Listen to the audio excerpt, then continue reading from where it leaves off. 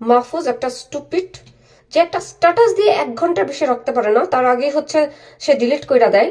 এই তুই উপদেষ্টা পদে থেকে কি করছিস? উপদেষ্টা পদ থেকে নামার পরে শহীদ মিনারে দাঁড়ায়া 2-4টা বন্ধু বান্ধব সাথে নিয়ে বলতেছে লাশের বদলে আমরা লাশ দিব। কার লাশ দিবি? তোর পরিবারের লাশ দিবি? দে, তোর পরিবারের লাশ দে, তোর নিজের লাশ দে। আমাদের ভাই বোনদের কেন?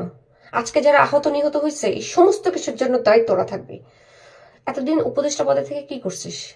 কিছু করতে পারছিস? একটা স্ট্যাটাস তো লিখতে পারিস না, ওইটুকু ক্ষমতা রাখতে পারিস না যে হ্যাঁ ঠিক আছে আমি একটা স্ট্যাটাস দিচ্ছি তো ধরে রাখি, সেটা তো করতে পারিস নি।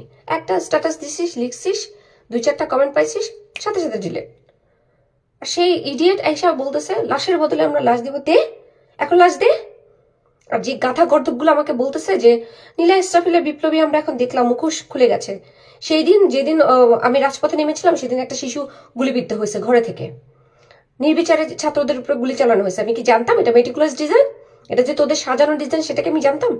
আমি তো দেখছি যে মানবতার চূড়ান্ত লঙ্ঘন হচ্ছে। সেই জায়গা থেকে আমি আমার শিশুদের দিকে তাকিয়ে মনে করেছি যে আমার রাজপথে থাকা উচিত। আমি আমার মানবতার জায়গা থেকে থেকেছি, লড়াই করেছি। আজকে কি হচ্ছে? গুন্ডামি হচ্ছে, সন্ত্রাসী হচ্ছে, মব হচ্ছে।